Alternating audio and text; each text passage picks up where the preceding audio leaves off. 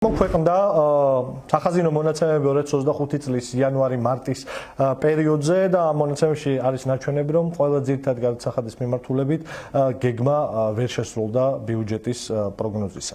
ყველაზე დიდი ჩამორჩენა გვაქვს აქციზისა და იმპორტის გადასახადში. აქციზის გადასახადი 490 მილიონი ლარი იქნა აკრეფილი 560 მილიონი ლარის მაგივრად, რაც 87.6%-იანი შესრულება არის. იმპორტის გადასახადში ჩამორჩენა გვაქვს და შესრულება არის 99.5%.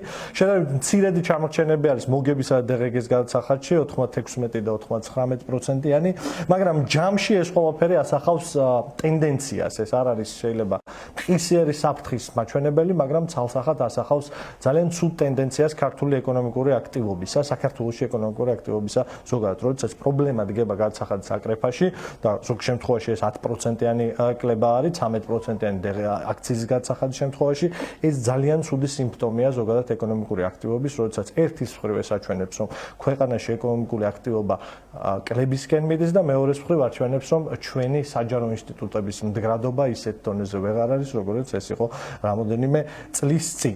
საქართველოს ფინანსთა სამინისტრომ გააკეთა ცალსახად სამარცხვინო განცხადება, რომელშიც არც ერთი რიცხვი არ იყო გარდა დაჯამებული მონაცემებისა გამოყვანილი და საზოგადოებას რიცხვებით მანიპულირების თავაზობს, რაც არის კატასტროფა, რაც შეიძლება, რა ვიცი, ნორმალური იყოს თაღლითებისთვის, რომელიც კოლ-ცენტრებსაც ფარველობს ხელისუფლება, ნამდვილად არ არის ნორმალური საქართველოს ფინანსთა სამინისტროსთვის. მარტივად რო ვთქვათ, ფინანსთა სამინისტრო მანიპულირებს რიცხვებით და იტყუება, როდესაც ჯამურ მაჩვენებელს აჩვენებს, მხოლოდ ეს ერთი. მეორე, ცალსახა არის, რომ საერთო მაჩვენებელი გადაჭარბები შეიძლება შესრულდეს კონკრეტული ერთი მუხლის საფუძველზე. ეს არის ბიუჯეტში დაგეგმილი სხვა გადასახადები, რომელშიც გადაჭარბება 261%-იანი არის, მაგრამ მარტივად რომ გაიგოს ჩვენმა თანამოქალაქეებმა რა ხდება აქვს. რა ხდება ამ ნაწილში.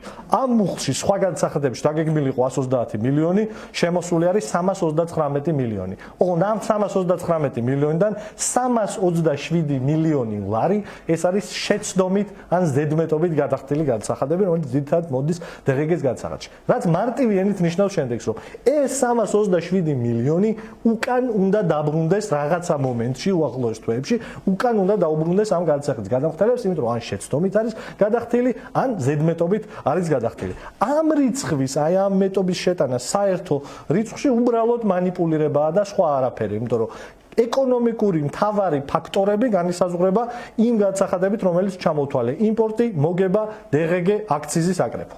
აგრეთვე საგანგაშო რიცხვი, რომელიც ამ სტატისტიკურ მონაცემებში გვაქვს, ეს არის საგარეო ვალის მიმართულებით ფაქტორად 50%-იან ნიშნულს ვერ აცდა საქართველოს, რაც მარტივი ენით ნიშნავს შემდეგს, რომ საერთაშორისო დიდი ინსტიტუტებიდან გარდა საერთაშორისო სავალუტო ფონდისა ვეღარ ხდება შეღავათიანი კრედიტების მოზიდვა, ძირითადად სახელმწიფო ამ ვალს იღებს შიგნით ქვეყნის, რაც ნიშნავს, რომ ეს ვალი, ეს სესხი არის ბევრად უფრო ძვირი, ვიდრე ქვეყნის გარეთ აღებული სესხი და ამ ნიშნულსაც ვერ ავსებს 50%-ით. როდესაც ჩვენ ვლაპარაკობთ, რა მოაქვს ევროკავშირისგან და შეერთებული შტატებისგან იზოლაციას, ამ იზოლაციას მოაქვს ეს რიცხვები. მოაქვს პრობლემები გადასახადის აკრეფაში და პრობლემები საერთაშორისო ვალის მიმართულებით საქართველოს როგორც სახელმწიფოს აქვს ძალიან ცუდი რეპუტაცია ქართული ოცნების პირობებში და საერთაშორისო ინსტიტუციებში უჭირს ვალის აღება, რაც აქამდე პრობლემა არ იყო. ამ ყველაფერს ემატება ის, რომ წელს მაგალითად 2025 წელს საქართველოს მთავრობამ დააკარგვინა საქართველოს მოქალაქეებს 300 მილიონი დოლარის